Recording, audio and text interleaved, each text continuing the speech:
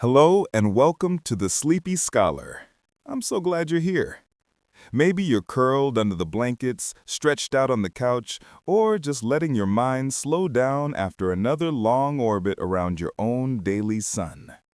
Wherever you are, this is a small corner of the night where science softens and curiosity has room to breathe.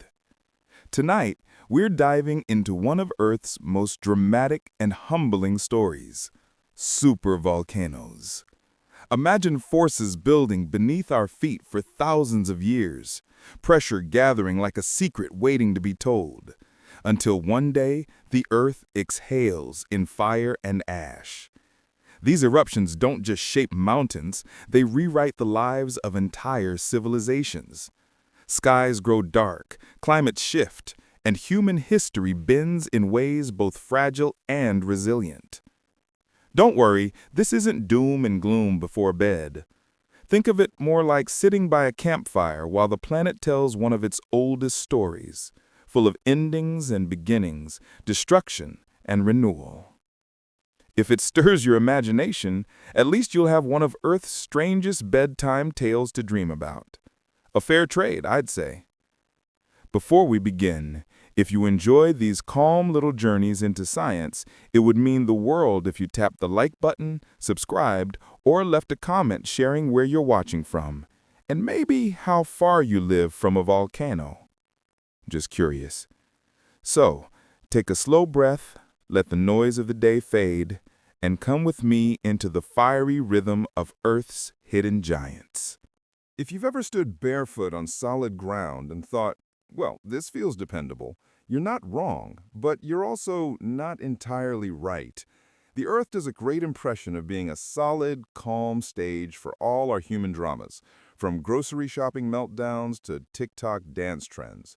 But beneath that calm exterior, there's a restless energy at work. The ground you trust to hold you steady is more like the crust of a simmering pie than a fixed, eternal platform. And that simmer? It's the heartbeat of our planet. Slow but unstoppable. Imagine you're holding a snow globe. From the outside, it looks static, even serene, but inside is an entire world waiting to be shaken. The Earth works in a similar way. Beneath the surface, enormous layers are constantly shaping, shifting, and humming with energy.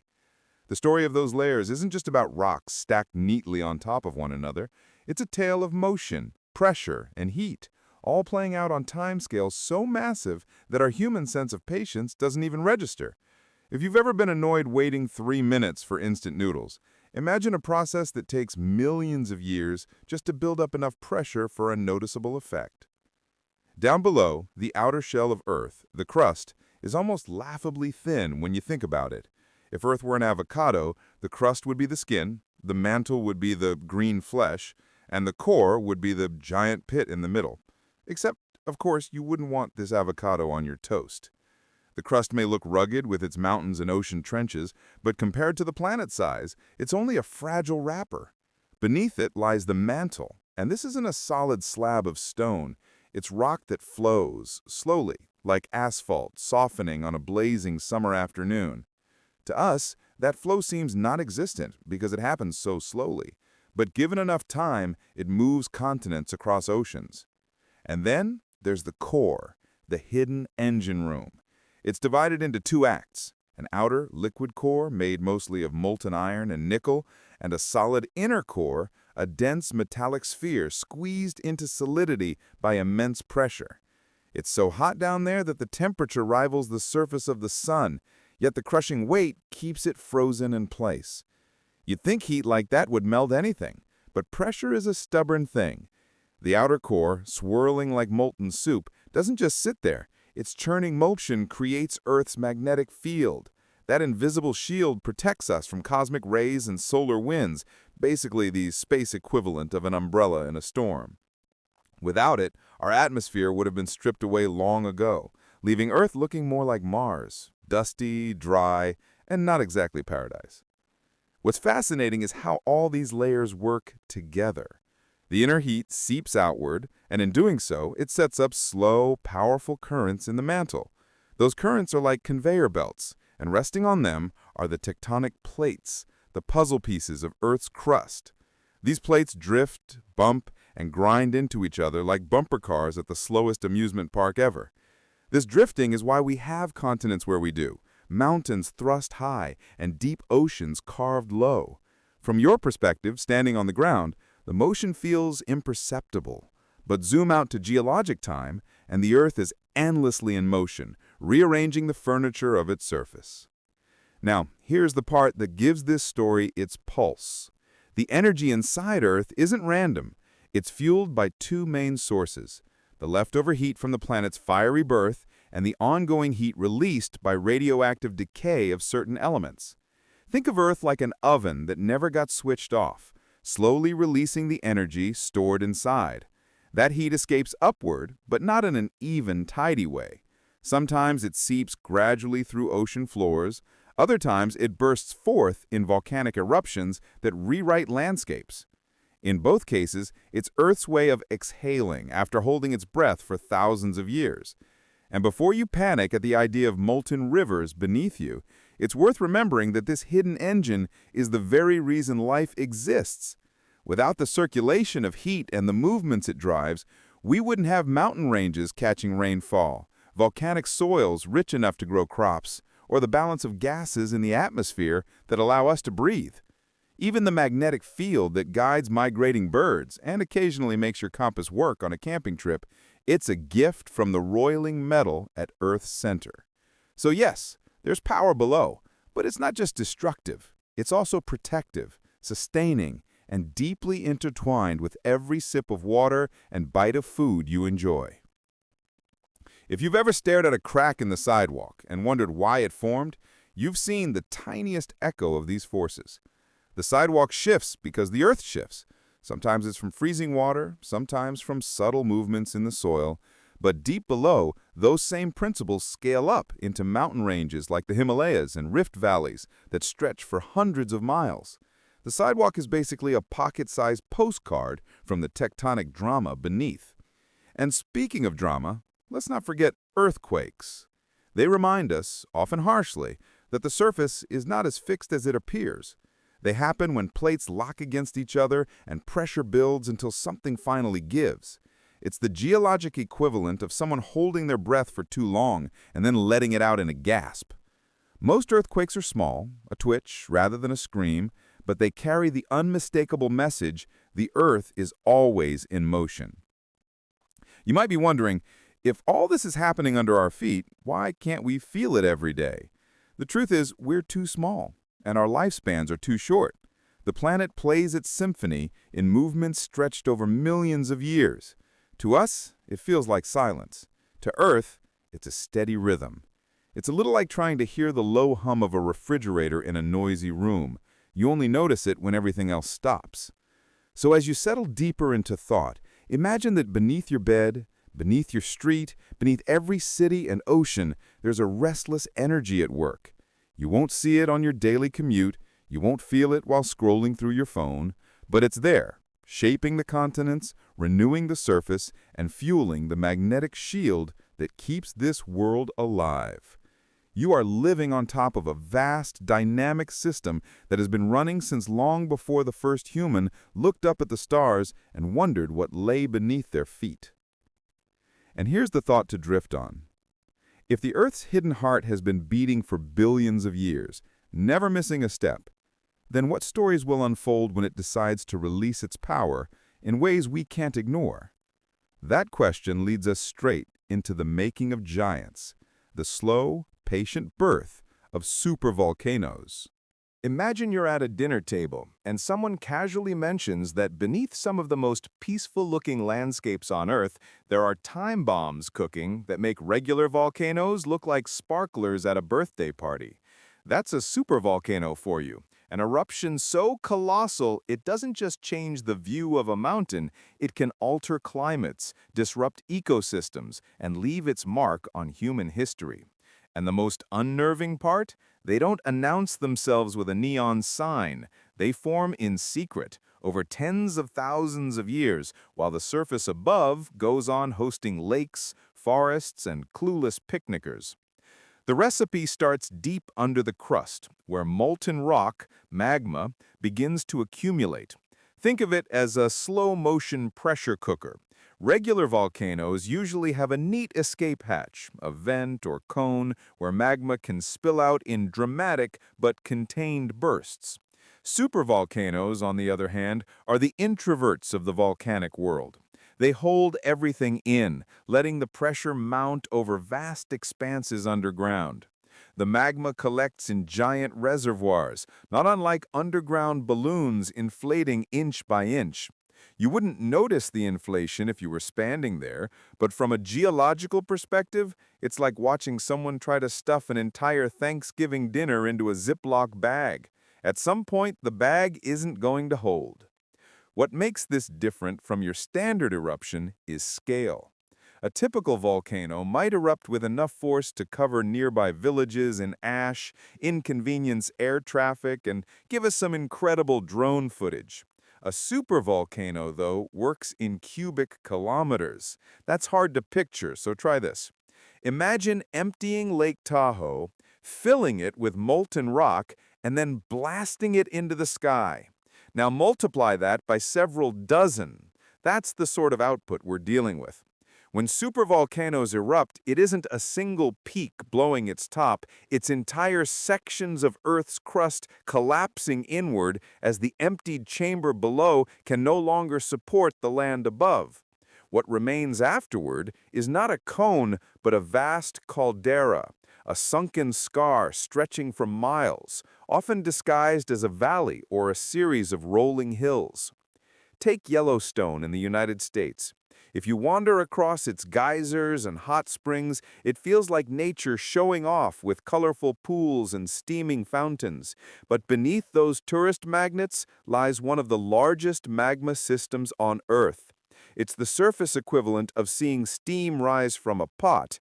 You know there's something boiling inside, but the pot is enormous, and you have no idea when the lid might rattle. Or look at Lake Toba in Indonesia, a serene expanse of water nestled between green ridges. What you're actually gazing at is the world's largest volcanic lake, the quiet aftermath of a supereruption some 74,000 years ago that may have altered global climate and nearly clipped humanity's genetic tree into a much smaller branch. The Earth writes these events into its diary of stone. Layers of ash, pumice, and altered rock record explosions so vast they make human wars and empires look like passing breezes. When geologists drill into these layers, they read the story like detectives, piecing together a crime scene. They find clues in crystals, in gas bubbles trapped in ancient lava, in chemical fingerprints that reveal how long the magma brewed before its eventual release. Each discovery tells us that supervolcanoes are patient architects. They don't rush. They gather strength like a character in a movie waiting for the final act, storing up energy until the stage is set for something unforgettable. You might wonder, why doesn't all that magma just leak out steadily like steam from a kettle? The answer lies in the structure of the crust itself. In certain places, it's thick and stubborn, like a lid welded shut. Magma seeps in but struggles to break free. Over time, gases dissolve into the molten rock, increasing the internal pressure. The chemistry changes, making the magma more viscous, stickier, thicker, and far more explosive when it finally moves. It's like comparing soda water to a shaken can of cola. Open the first and you get a fizz. Open the second, and you're cleaning your kitchen walls. Of course, the Earth has no schedule posted for us. A chamber might take tens of thousands of years to fill, or it might stall halfway, the magma cooling into solid rock that never erupts at all. In fact, most of these underground chambers probably never reach the catastrophic release. But when one does, it doesn't just alter landscapes, it rewrites the planet's weather systems. Ash shot into the upper atmosphere can block sunlight, lowering global temperatures. Crops can fail, rain patterns shift. And all of this originates from a process so slow, so patient, that it hums along unnoticed until the day the lid breaks. What's both humbling and slightly terrifying is how ordinary the surface can look while this is happening.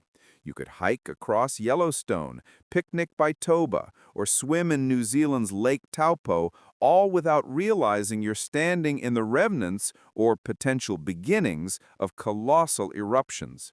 It's the ultimate cosmic prank.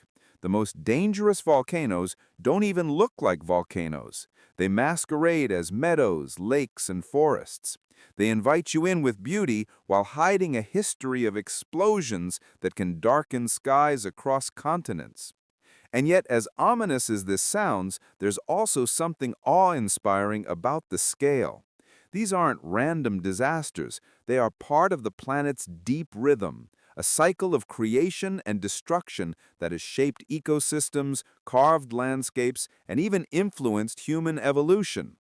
The Earth doesn't hurry.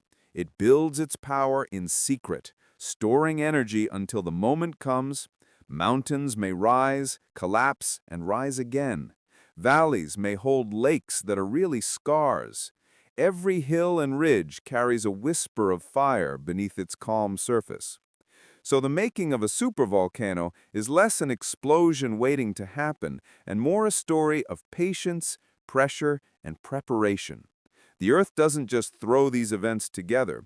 It spends thousands of years drafting the script, layering magma, mixing gases, and setting the stage for something that will be remembered in stone for millions of years.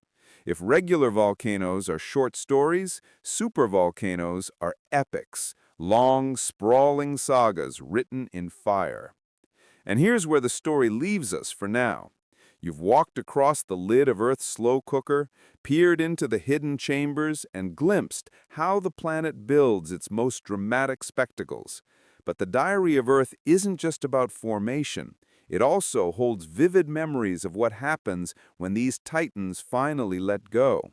To understand their true power, we need to step into history and listen to the echoes of eruptions that have already reshaped the world. That's the path into the next chapter, where the past reminds us that supervolcanoes don't just belong to geology textbooks, they belong to the story of life itself. Imagine waking up one morning, stepping outside, and realizing the sky looks like someone dimmed the brightness setting on Earth. The sun is still there, but its light is muted, as if a giant hand has drawn a curtain across the sky. The air feels different, cooler, almost eerie. This isn't the plot of a dystopian movie. It's the kind of thing that actually happened when supervolcanoes erupted in the past. And not just in local neighborhoods, mind you. These weren't, sorry, your flight is canceled because of volcanic ash kind of events. These were, sorry, the planet just hit the reset button kind of eruptions. Let's start with Yellowstone because it's the celebrity name in this club. Everyone whispers about it, Netflix documentaries love to feature it, and people joke about moving away if it blows. Though in reality, if Yellowstone erupted at its supervolcano scale, moving away would need to mean another continent. Yellowstone has erupted 3 times on a scale big enough to leave scars the size of entire states. The last of those, around 640,000 years ago, released so much material into the atmosphere that it could have filled the Grand Canyon many times over. Imagine the canyon, already one of the most massive holes you can picture, being casually outdone by a single eruption. That's Yellowstone's kind of flex. Then there's Lake Toba in Indonesia, which holds one of the most infamous eruptions in the last 2 million years. Around 74,000 years ago, Toba exploded in a way that makes even Yellowstone look modest. Ash from that eruption has been found as far away as India. Scientists believe it lowered global temperatures by several degrees for years. Now, a couple of degrees might not sound like much. After all, you've probably argued over whether to set the thermostat at 22 or 24, but on a planetary scale, that's enormous. It's enough to shift rainfall patterns, trigger droughts, and change the survival odds of entire species. Some researchers even think Toba may have bottlenecked the human population, meaning our ancestors' numbers dwindled to just a few thousand survivors. Picture humanity's entire future balancing on the resilience of a few small groups. It's almost cinematic if the film were about how close we came to not being here at all. And then there's Taupo in New Zealand, a supervolcano that decided to remind everyone it was alive only about 26,000 years ago. Taupo's eruption wasn't as colossal as Toba's, but it was still one of the most violent events in human prehistory. Imagine enormous fountains of ash and pumice spewing into the air, rivers rerouting themselves, and landscapes remade almost overnight. The eruption was so intense that when a smaller event from Taupo occurred in 232 CE, ancient Chinese and Roman records noted strange red skies. Think about that. People halfway across the world, with no idea New Zealand even existed, were staring at sunsets that looked like scenes from a fantasy epic, thanks to a volcano they didn't even know by name. When these eruptions happened, they didn't just reshape land, they rewrote the atmosphere. Ash and sulfur particles launched into the stratosphere act like a giant reflective shield, bouncing sunlight back into space. The effect is what scientists call a volcanic winter. Crops wither, animals migrate off or die off, and humans are forced to adapt in clever or desperate ways. It's as though Earth suddenly decides to run a stress test on every living thing just to see who can make it through the exam. And make no mistake, these were tough exams. You and I live in a world where we take stable climate as a given. You plant seeds in spring and reasonably expect food by autumn. But imagine being one of our ancestors, relying on seasonal cycles, and then suddenly winter stretches on longer than expected. Rains don't come when they should, plants fail to grow, herds of animals vanish in search of greener pastures. These are not inconveniences, these are survival crises. And yet humanity did survive. We adapted, innovated, migrated. In a strange way, supervolcanoes may have nudged us into becoming more resilient, more resourceful, more inventive. It's almost as if these eruptions were brutal teachers, forcing us to evolve our thinking just to make it through the semester. And one of the fascinating parts about studying these ancient eruptions is how we piece the puzzle together. Scientists can't exactly time travel to watch them unfold, though who wouldn't want a front-row seat, from a safe bunker, of course. Instead, they read the record left behind. Ash layers are like bookmarks in the Earth's history, telling us when something massive happened. Ice cores from Greenland or Antarctica trap tiny bubbles of ancient air, allowing scientists to measure past temperatures in volcanic gases. Even tree rings can give clues. Narrower rings in a given year can signal colder growing seasons brought in by volcanic winters. It's like nature's own archive, scattered across ice, wood, and rock, waiting for patient detectives to interpret. And what these detectives find is both sobering and awe-inspiring. Yellowstone's last super eruption spewed 1,000 cubic kilometers of material. Toba launched more than twice that. For comparison, Mount St. Helens in 1980, one of the most famous modern eruptions, released about 1 cubic kilometer. It's the equivalent of comparing a firecracker to a nuclear blast. Suddenly, those dramatic disaster movies where a single volcano shuts down society seem almost quaint. But here's the twist. While these eruptions left scars and challenges, they also carved out new possibilities. Lake Toba today is stunning, a place of serene beauty, visited by tourists who may have no idea they're boating across the caldera of one of the most powerful explosions in Earth's history. Yellowstone is a wonderland of geysers, hot springs, and surreal landscapes, drawing millions of visitors each year. Taupo is a thriving region in New Zealand, its ancient violence now masked by forests, towns, and a shimmering lake. The Earth has a way of turning catastrophe into creation, destruction into beauty. And as we drift through these echoes of the past, we realize something profound. The Earth remembers. Not in the way we remember birthdays or awkward high school photos, but in layers of ash, scars and rock, and patterns etched into climate. Every time we study one of these ancient eruptions, we're not just looking at a geological event, we're peering into a moment when the planet flexed its muscles and reminded life who's in charge. And yet, here we are, descendants of survivors, living on top of the very scars that once threatened our existence. So the great eruptions of the past aren't just cautionary tales, they're also reminders of resilience. They tell us that even in the face of planetary-scale upheaval, life finds a way forward.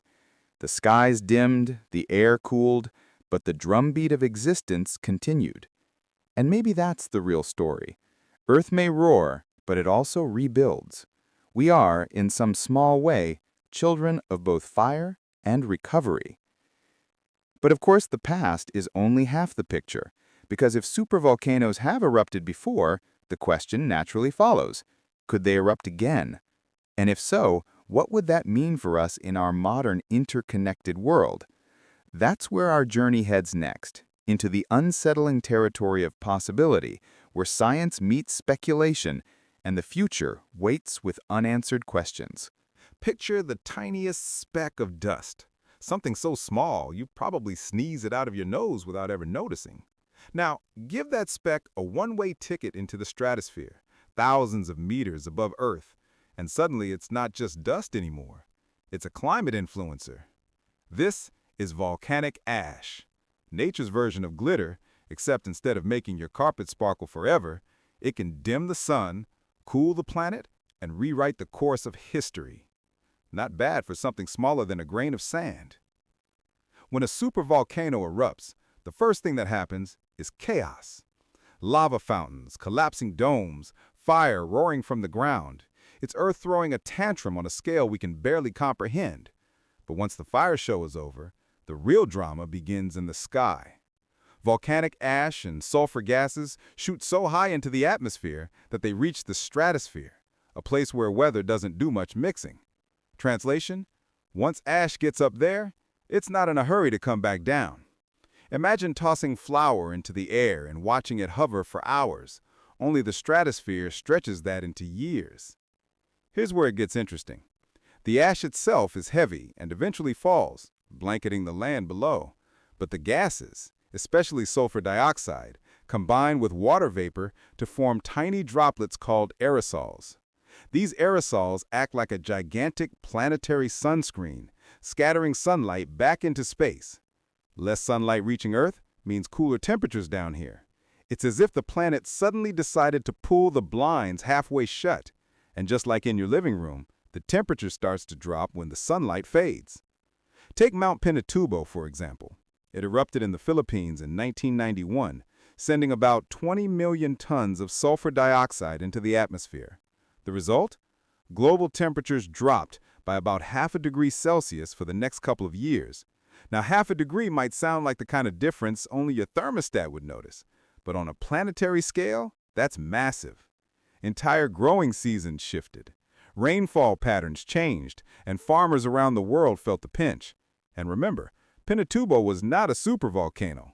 It was a regular, respectable volcano flexing its muscles.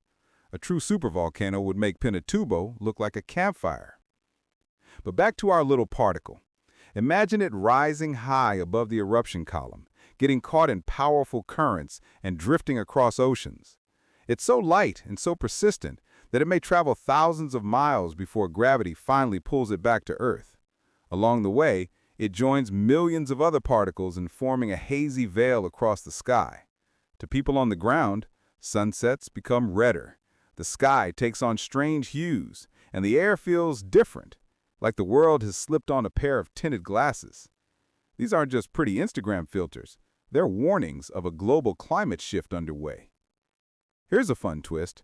While ash and aerosols can cool the Earth, they can also mess with rain. Some areas might get drenched, while others dry out. Think of it like someone shuffling the deck of cards that controls weather, and suddenly your region is holding a losing hand. Crops can fail, rivers can shrink or flood, and societies that depend on stable seasons find themselves scrambling. Ancient records show that volcanic ash veils often coincided with famines, migrations, and even collapses of civilizations. One tiny particle drifting above your head might not seem like much, But multiply it by billions, and it becomes a force capable of reshaping history. And it's not just humans that notice. Forests slow their growth when sunlight fades. Animals migrate differently, chasing food that has become scarce. Coral reefs and oceans can bleach when sunlight patterns shift. The ripple effects of ash can touch everything from the tallest trees to the smallest plankton. It's like Earth is playing dominoes, and volcanic aerosols are the first piece tipping the chain. Of course, not all ash impacts are doom and gloom. In the long run, volcanic ash can enrich soils, making land more fertile once it settles. Some of the world's richest farmland sits atop old ash deposits. That's the paradox of volcanic ash. It can starve crops in the short term, but centuries later, it can feed generations. The same tiny grains that block sunlight can eventually nourish rice fields and vineyards. Talk about a complicated relationship. So the story of volcanic ash is a story of scale. On its own, a particle is nothing, an afterthought. But as a swarm, these particles wield power that can dim the sun, cool the planet, and force life to adapt. They remind us that size isn't the only measure of influence. Sometimes the smallest actors play the most dramatic roles. And when you trace the journey of one drifting particle, you're really tracing the planet's ability to transform itself in ways both destructive and creative.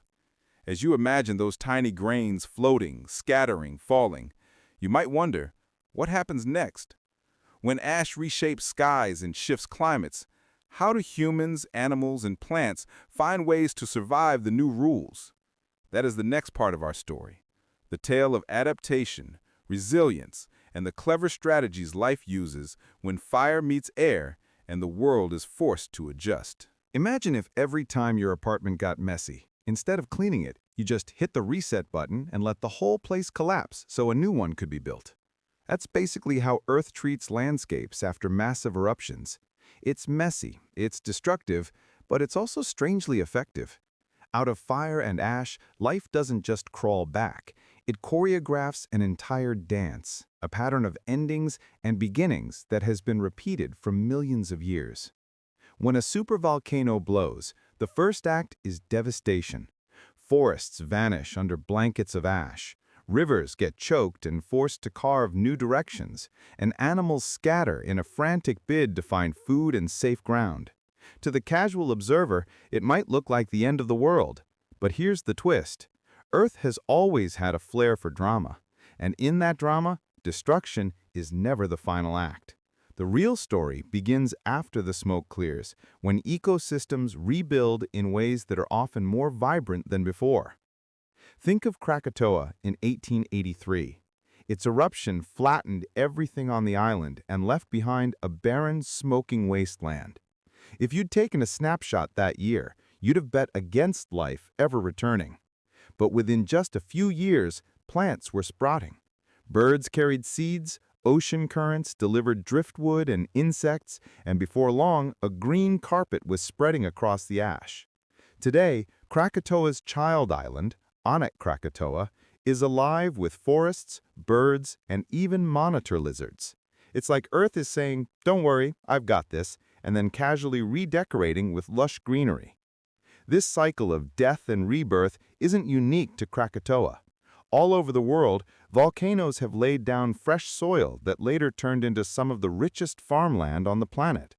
Volcanic ash breaks down into minerals that plants love: potassium, phosphorus, and a whole periodic table buffet. Farmers in Java, Italy, and Hawaii have been reaping the benefits for centuries. It's ironic, really. The same force that wipes out crops in the short term eventually creates the best soil for future harvests. Destruction followed by abundance, like a cosmic composting system. Animals play their part in this dance too. Some species are masters of adaptation, showing up right after eruptions like eager party crashers. Insects are usually the first wave: beetles, ants, and spiders that can thrive in the cracks and crevices of cooled lava. Birds follow, some carrying seeds in their bellies, others scouting for insects to snack on. Mammals tend to return once there's enough vegetation to sustain them. It's a staggered comeback, like acts in a play, each one setting the stage for the next. And let's not forget evolution's role. Eruptions can fragment habitats, pushing species into new territories or isolating them altogether. Over time, that can spark new evolutionary paths. Creatures forced to adapt might develop different diets, behaviors, or even physical traits. What looks like chaos in the short run becomes innovation in the long run. Life, it seems, thrives on a challenge. Volcanoes may burn the script, but life rewrites it with even more twists. There's also something poetic about how rivers behave after eruptions. Ash and lava flows can block their paths, forcing water to carve entirely new channels. It's the planet's version of, let's see what happens if we rearrange the furniture. Old valleys flood, new lakes appear, and ecosystems sprout around these new water bodies. What once seemed like devastation turns into opportunity, a fresh landscape for fish, birds, and plants to colonize. The same pattern repeats in forests. After an eruption, the first plants to arrive are often pioneers like mosses and lichens, those scrappy little organisms that don't mind clinging to bare rock. They crash the surface, add organic matter as they die, and slowly prepare the ground for grasses, shrubs, and eventually trees. It's a relay race, each group passing the baton until a full ecosystem is sprinting again. And when that happens, the new forest often ends up more diverse and resilient than the old one. For humans, these cycles have always been a double-edged sword. Entire civilizations have been disrupted by eruptions, but many also learned to settle near volcanoes for the fertile soil. Ancient Roman farmers tilled the slopes of Vesuvius. Balinese farmers thrive on Java's volcanic richness, and Hawaiian agriculture has long flourished in volcanic landscapes. Living near a volcano is risky, sure, but it's also rewarding, like renting an apartment with breathtaking views, knowing the landlord could evict you at any second. And it's not only about food.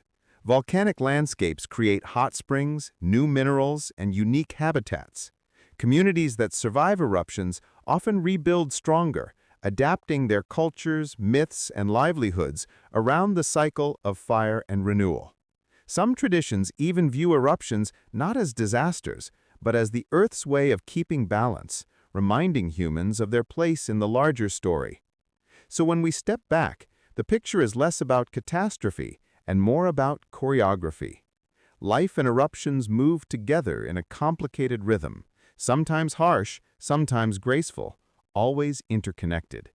Destruction clears the stage, but rebirth writes the encore. Forests vanish, but return richer. Rivers shift, but new valleys bloom.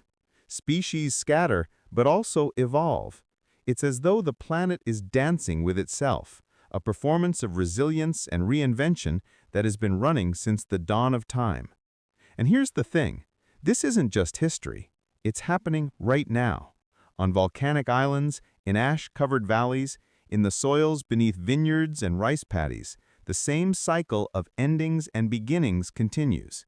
Every time life returns after fire, it carries the memory of past eruptions within its roots, wings, and songs. The Earth's rhythm is always renewal, even if it means rewriting everything first. As you watch this grand performance unfold, you might start to wonder what happens when humans, with all our cities, technology, and global networks, become part of this cycle. How do we fit into the choreography of life and catastrophe when the next great eruption arrives? That's the question waiting as we turn toward the future, where our survival is tested not just by fire and ash, but by how prepared we are to dance along with the planet. Picture this. You're tending your crops, maybe worrying about goats eating them, when suddenly the ground shudders and the sky starts belching smoke like a dragon with heartburn. Not a good sign. For ancient humans, eruptions weren't just random disasters. They were earth-shaking events that rewrote the script of survival. They didn't have seismographs or satellite data. All they had were instincts, myths, and the will to endure. And somehow, through hunger, ash, and fire, they did endure. That's the marvel of our species. We bend, stumble, sometimes crawl, but rarely break. Take the people of Pompeii. The morning of Vesuvius' eruption in 79 CE probably started like any other. Bread was baking, business was bustling, and life was carrying on. Then came the roar, the raining pumice. The sky turned dark as night. Within hours, the city was frozen in time, literally buried under meters of volcanic debris. And yet, across the bay, other Roman towns survived. Refugees carried stories, lessons, and a deep reminder that the earth could humble even the greatest empire. Archaeologists now wander those same streets, uncovering frescoes, ovens with loaves still inside, and graffiti that proves humans were joking, loving, and living until the very last hour. It's haunting, but also oddly comforting, evidence that even under looming catastrophe, life clung to normalcy. But Pompeii wasn't unique. Across history, eruptions have shaped human destiny in ways that make you rethink the word civilization. Consider the eruption of Mount Tambora in 1815. It was so colossal that the following year became infamous as the year without summer. Crops failed across Europe, famine spread in Asia, and even North America endured frost in June. People starved, revolts ignited, and poets like Mary Shelley found themselves trapped indoors, spinning tales of Gothic horror that would change literature forever. Who would have guessed Frankenstein was, in part, a child of volcanic ash? It's almost poetic. The planet coughs, the climate wobbles, and culture shifts. But go back further, though, and the story gets even more dramatic. Around 74,000 years ago, the Toba super-eruption in Indonesia might have been the closest humans have ever come to total wipeout. Some scientists think it reduced our global population to just a few thousand individuals. Imagine that, our entire species dangling by a thread, one step away from disappearing. But instead of vanishing, we adapted. Maybe those who survived found new food sources. Maybe they huddled together and grew stronger through cooperation. Either way, we made it through. In a weird sense, all of us alive today might carry the resilience of those few survivors who refused to bow to the ash. Eruptions didn't just test survival, they shaped cultures. Ancient Hawaiians saw volcanic activity not as random destruction, but as the work of Pele, the fiery goddess of creation and lava. In Iceland, sagas spoke of mountains breathing fire. In Mesoamerica, eruptions found their way into myths that explained the birth and renewal of worlds. For early humans, stories were survival manuals dressed as legends, ways to pass down the message. The earth is powerful, respect it, prepare for it. While we now have scientific explanations, those myths still carry truth in metaphor. Daily life under volcanic threat meant resilience wasn't optional. It was the norm.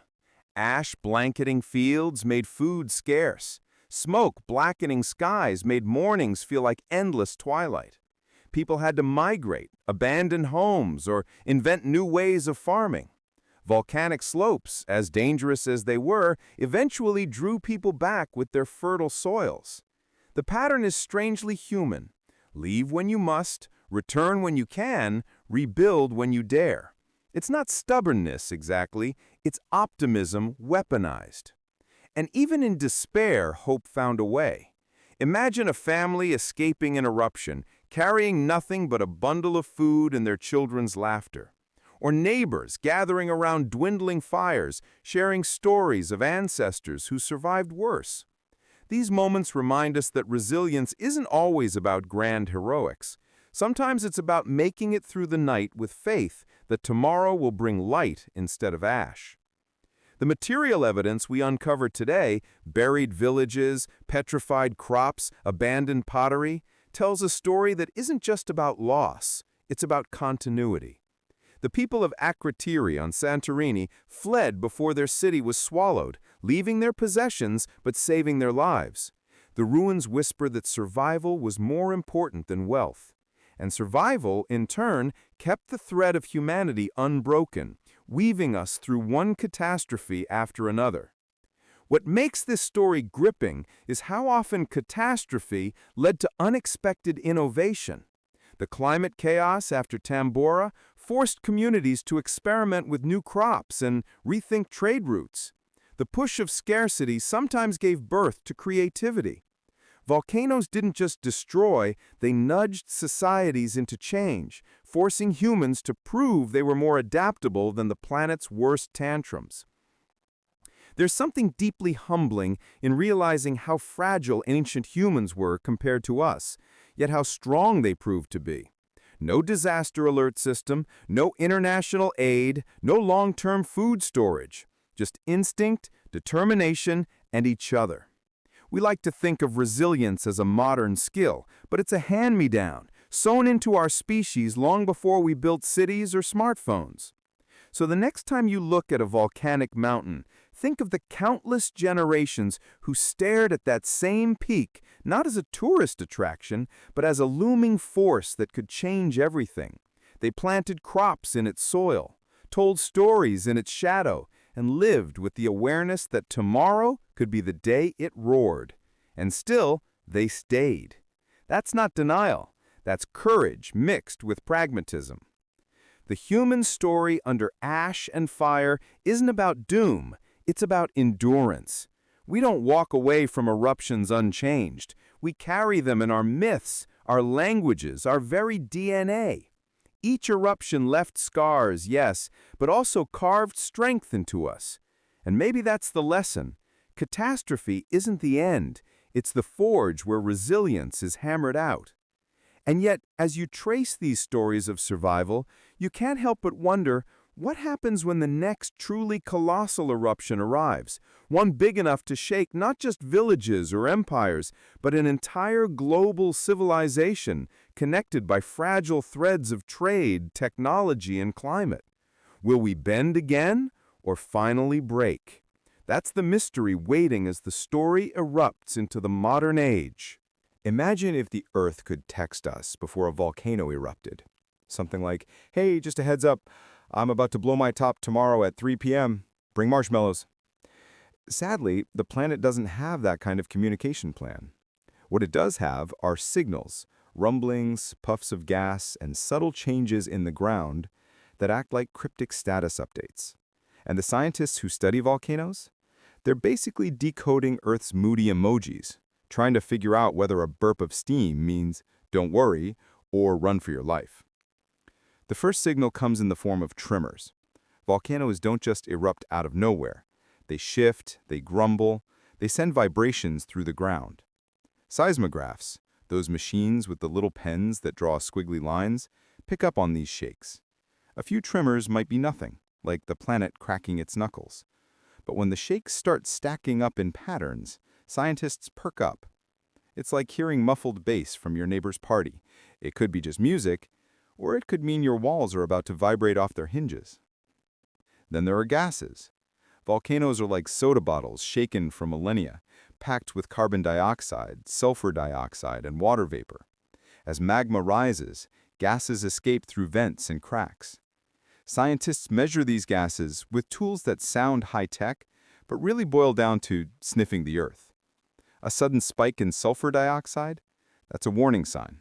Too much carbon dioxide? That means magma might be on the move.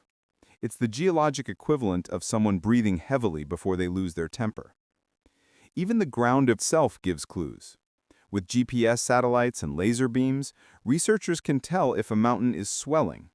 Picture bread dough in the oven, puffing up slowly before it splits. A volcano does the same thing. Magma pushes upward, the surface bulges, and scientists know pressure is building. Sometimes these changes are just millimeters, but over time they tell a story. If you've ever noticed your jeans tightening after too much pizza, you get the idea. The Earth wears its stress in the same way. But here's the catch. None of these signals come with certainty. A restless volcano can burp gases, rumble, and puff up its slopes without actually erupting. It's like a toddler throwing a tantrum. You can't always tell if they'll scream for 5 minutes or collapse into a nap. Scientists spend years studying each volcano's personality. Some are drama queens, throwing off endless signals with no follow-up. Others are poker-faced, holding everything inside until they suddenly explode without much warning. Learning these personalities takes patience, data, and sometimes a bit of luck. One of the best examples of Earth's cryptic messaging system was Mount St. Helens in 1980. Before it erupted, there were clear signs: earthquakes rattling the region, gas emissions spiking, and the entire north flank of the mountain bulging like a balloon. Scientists watched in awe as the signals lined up like dominoes. When the eruption finally came, it was devastating, but it also proved that reading the Earth's signals could save lives. Evacuations had been ordered, and though the eruption destroyed landscapes, thousands of people survived who otherwise wouldn't have. Modern technology makes signal reading even sharper. Satellites orbiting Earth can spot thermal changes, hotspots that suggest magma moving underground. Drones fly into craters, collecting gas samples too dangerous for humans to grab. Computers crunch millions of data points, hunting for patterns we'd miss with the naked eye. It's like going from reading smoke signals to having Google Translate for volcanoes. Not perfect, but much better than guessing. And yet, despite all this progress, volcanoes remain tricksters. Some erupt hardly with any warning. Others tease scientists for decades, giving signals but never exploding. The challenge is humility, knowing that the Earth is older, wiser, and way less predictable than we'd like it to be.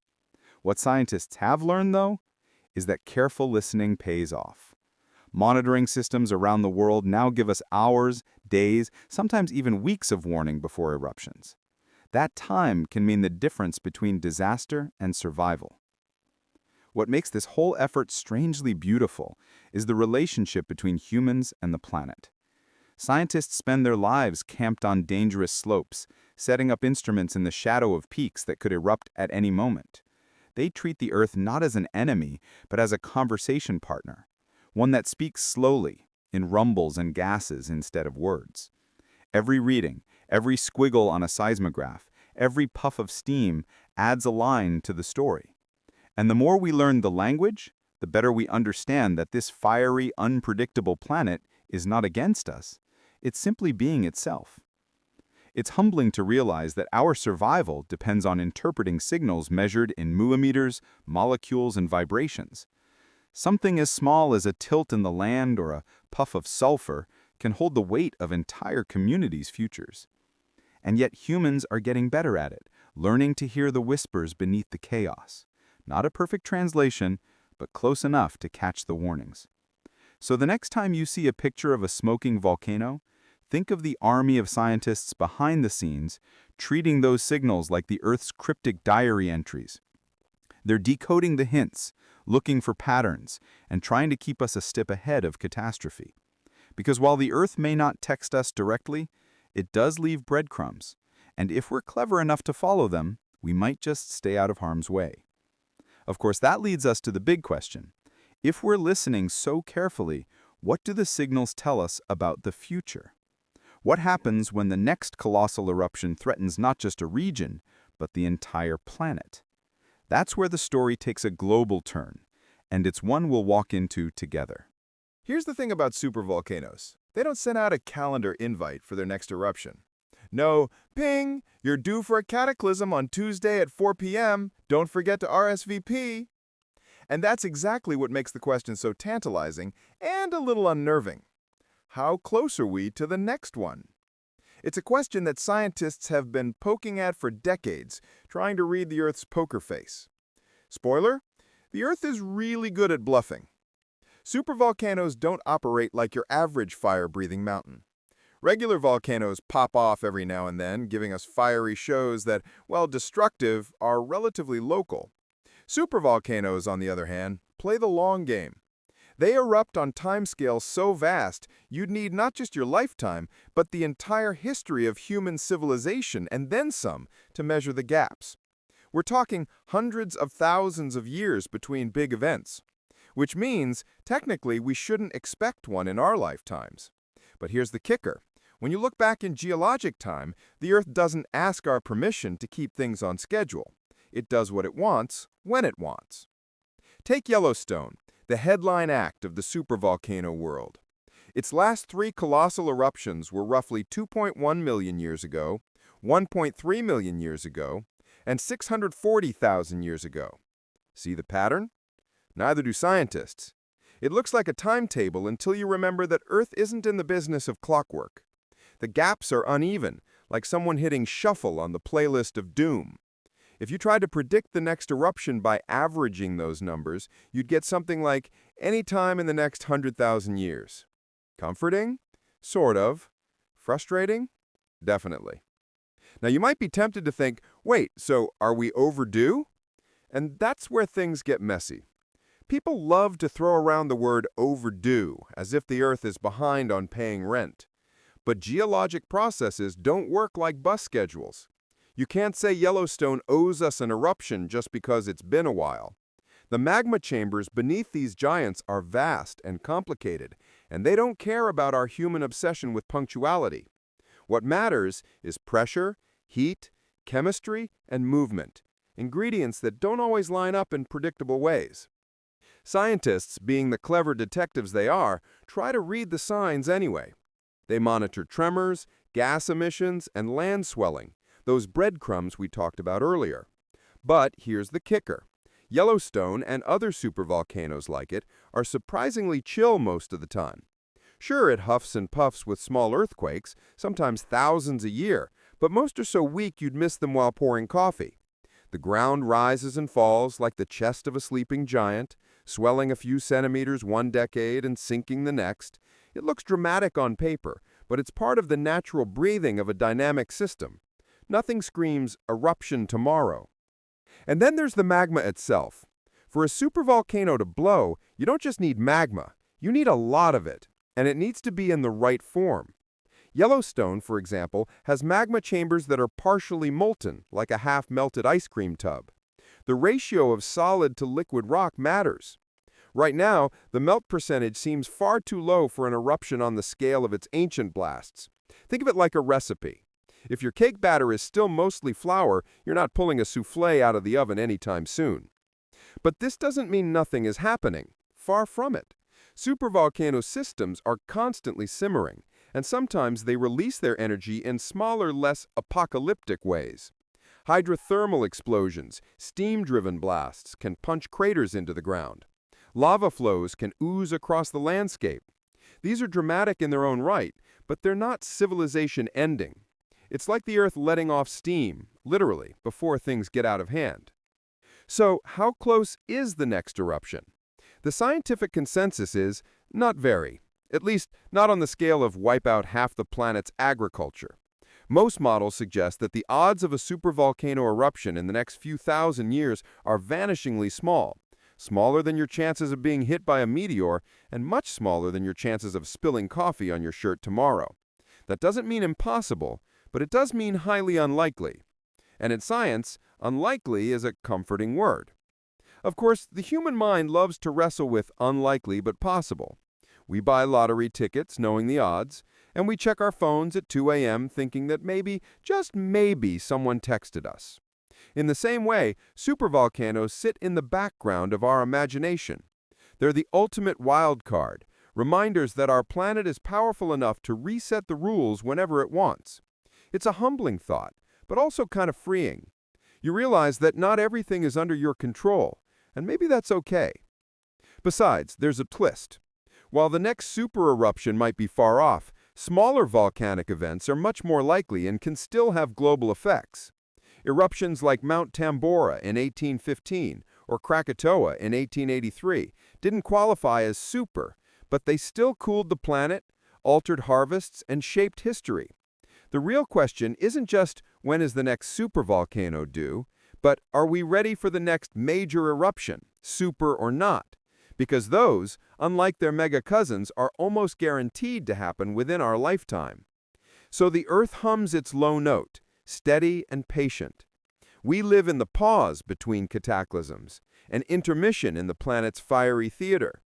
And while the scientists keep watch, reading signals and crunching probabilities, the rest of us get to go about our lives, drinking coffee, streaming shows, paying bills, without lava on our doorstep. At least, for now. But what happens when human civilization, with its farms and cities and delicate supply chains, collides with even a modest volcanic punch? That's where the story heads next, into the fragile dance between fire and food, ash and survival, and how societies adapt when the Earth reminds us who's in charge. Imagine you're sipping your morning coffee, scrolling through the news on your phone, maybe half listening to a podcast about productivity hacks, when suddenly, poof! The sky darkens, the planes stop flying, the Wi-Fi sputters out like a dying candle. No asteroid has struck, no alien invasion, just ash. A whole civilization, our skyscrapers, satellites, and soy lattes meeting the quiet but unstoppable force of the Earth shrugging its shoulders. It's humbling, isn't it? We like to think we've built a bulletproof fortress of technology, but sometimes the planet reminds us that our web of connections is less like iron chains and more like a spider's web stretched in the wind. Beautiful, impressive, but also vulnerable to being shaken apart. The fragility of civilization isn't exactly a bedtime story theme, but it's a reality worth considering. Our global systems, power grids, shipping routes, agriculture, communication are like a vast Jenga tower, balanced delicately, one block depending on another. Now toss in a massive volcanic eruption, and suddenly someone's yanked out the middle piece without warning. Ash, for example, doesn't just fall like gray snow you can brush off your car. It's abrasive, it clogs engines, it contaminates water, and when wet, it turns into cement on rooftops. Airplanes, which we casually board to cross continents, can't fly safely through ash clouds. Imagine the world's airports going dark simultaneously, not because of a strike, but because of a sky full of volcanic dust. Global trade, tourism, business, even the strawberries you eat in December, all freeze mid-air. And then there's farming, the backbone of everything else. Plants need sunlight, but volcanic ash and sulfur in the atmosphere can dim the sun, a phenomenon called volcanic winter. Crops shrink, harvests fail, food prices spike. Suddenly, the supermarket looks like the set of a post-apocalyptic film. The irony is that we've invented satellites to measure soil moisture from orbit, yet the most ancient of Earth's forces, an eruption, can still knock food from our hands like a magician snatching a coin. Our advanced technology helps us track the chaos, but it doesn't always stop the consequences. But before we spiral into doom, let's flip the lens. Fragility isn't the end of the story, it's the start of a new one. Humans are remarkably good at improvising when the script goes off track. Think about it. We've built floating farms in cities where space is scarce, grown lettuce in orbit on the International Space Station, and designed drones that pollinate flowers when bees need backup. When the Earth throws ash our way, creativity often steps forward, sleeves rolled up, saying, "All right, let's try this instead." Consider Iceland, a place that lives with volcanic drama as part of the scenery. They've learned to turn the heat of magma into geothermal energy, powering homes with what could have been a destructive force. That's human ingenuity, turning fire into light switches, ash into knowledge, crisis into innovation. The fragility of civilization isn't just a weakness, it's also a call to adapt, to rethink the systems we take for granted. Fragility in that sense is less like glass shattering and more like origami folding into a new shape. And then there's resilience, which often hides in plain sight. Our ancestors faced far more limited tools than we have, yet they survived crop failures, famines, and storms. They did it with community, storytelling, and stubborn hope. Today, resilience looks like international cooperation, stockpiles of food, emergency systems, and yes, a little bit of luck. If a supervolcano did cough up its worst tomorrow, would we struggle? Absolutely. But would humanity disappear? History suggests otherwise. We're too persistent, too inventive, too unwilling to let go of coffee and Wi-Fi that easily. What's fascinating is how dependent we are on invisible threads. A factory in one country halts, and suddenly another country can't finish its products. An eruption that grounds planes in one hemisphere might delay medicine in another. Civilization is a global machine, and volcanic ash is like sand tossed into the gears. It forces us to ask, how strong are our backups? How flexible are we when the main plan fails? These questions aren't about scaring ourselves, they're about seeing clearly. Sometimes fragility is just the invitation we need to redesign. Picture it like a symphony. Civilization is the orchestra, every instrument playing its part, finance, agriculture, health, technology, and then, from nowhere, a drumbeat erupts louder than everything else, the Earth's volcano. The orchestra falters, pauses. But here's the thing. Musicians don't walk off stage when the rhythm changes. They adjust, improvise, play in a new key. That's what humans do. We're not just the audience to Earth's performance. We're part of the composition, rewriting our section when the page gets smudged. So yes, civilization is fragile, but fragility isn't failure. It's awareness. It's knowing that skyscrapers stand tall but not invincible, that satellites orbit the planet but depend on ground stations, that your phone only works because of undersea cables thinner than your wrist. Fragility reminds us that strength isn't about never breaking, it's about repairing, adapting, and continuing the song. And as you trace this thought, the question lingers. If we are so good at bouncing back, what does that mean for the next time Earth decides to test us? Will our creativity keep pace with the planet's unpredictability? Or will we learn that resilience isn't about racing the Earth, but about moving with it?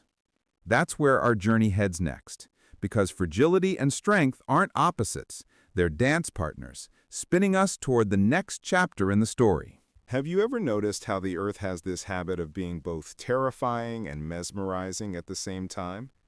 Volcanoes, earthquakes, geysers. They're the kind of things that can send shivers down your spine, but also leave you staring, slack-jawed, as if you've just witnessed the planet auditioning for the role of most dramatic actor in the cosmic theater. And maybe that's the paradox we live with. The same planet that can disrupt cities, skies, and entire civilizations also creates sunsets that look like paintings, landscapes that poets stumble over, and hot springs that people pay good money to soak in. The story of fire beneath our feet is not just one of risk, it's one of rhythm, of awe, of a kind of cosmic lullaby humming in the background of our daily lives. Think about it. The ground under you is never really still. Tectonic plates are sliding past one another at about the same speed your fingernails grow. Magma shifts in chambers miles beneath your shoes, gases sneak through cracks, mountains slowly rise while others wear down. It sounds restless, but it's also profoundly steady, like the pulse of a giant you happen to live on. Sure, it hiccups sometimes, lava here and earthquake there, but in the long arc of time, it's a cycle that gives as much as it takes. Out of eruptions come new soil, so rich that farmers can grow vineyards producing bottles of wine people auction for thousands. Out of molten chaos come islands that become homes, cultures, and holiday destinations. Destruction is only half the script. Creation gets equal billing. If you've ever stood by a campfire, you know the feeling of staring into something both dangerous and comforting. That's what volcanoes are on a planetary scale, the bonfires of Earth. Dangerous if you get too close, awe-inspiring if you step back far enough. The same fire that melts rock also creates obsidian, a glass so sharp it was once used as surgical scalpels. The same eruptions that darken skies also painted sunsets with colors that probably inspired ancient myths. Nature rarely deals in single meanings. Every flame burns and illuminates at once. So where does calm fit into all this? Oddly enough, it comes from recognizing that we're not just spectators in Earth's play, we're part of it. The fear shrinks when you see the bigger cycle. We worry about eruptions disrupting flights, but the air we breathe is in part thanks to volcanic gases shaping the atmosphere billions of years ago. We fear lava swallowing land, but without that same process, half the continents wouldn't even exist. What looks like chaos close up becomes pattern when you zoom out. It's like watching a single frame of a movie versus the whole film. Confusing at first, but eventually the plot makes sense. Scientists often talk about deep time, a perspective that stretches far beyond human memory. Our lives are brief sparks compared to the timeline of tectonic shifts, but that doesn't make us irrelevant. It makes us connected. You are, in a very literal way, the product of Earth's fire. The calcium in your bones, forged in stars, recycled through rocks. The landscapes you love to hike, the fertile fields where food grows, the warmth in your house on a winter night, all linked to the restless heat beneath. Fear begins to soften when you see that you're woven into the same fabric. And honestly, doesn't perspective calm us in other ways too?